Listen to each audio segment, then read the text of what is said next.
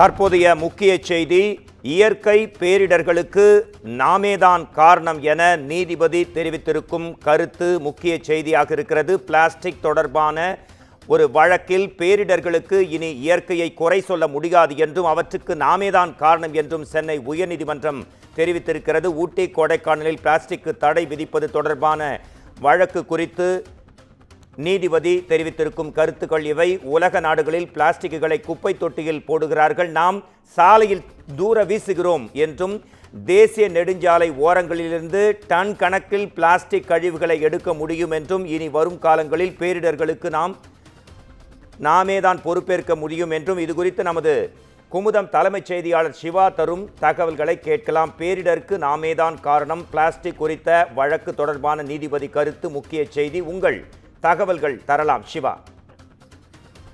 மோகன்ராஜ், பேரிடர்களுக்கு இனி இயற்கையை குறை சொல்ல முடியாது, அவற்றுக்கு நாம் தான் காரணம் என சென்னை நீதிமன்றம் வேதனையாக ஒரு விஷயத்தை பதிவு செய்திருக்கிறது.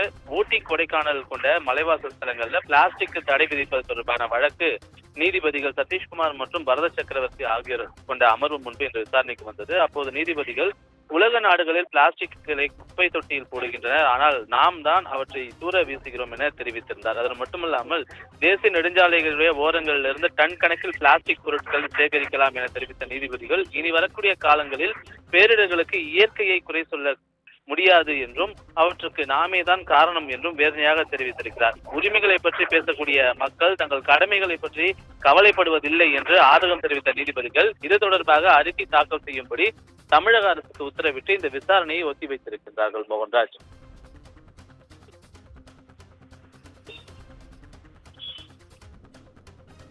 உரிமைகளை பற்றி பேசும் நாம் கடமைகளை பற்றியும் கவலைப்பட வேண்டும். பிளாஸ்டிக் தொடர்பான நீதிபதிகளின் கருத்து. உங்கள் தகவல்களுக்கு நன்றி சிவா.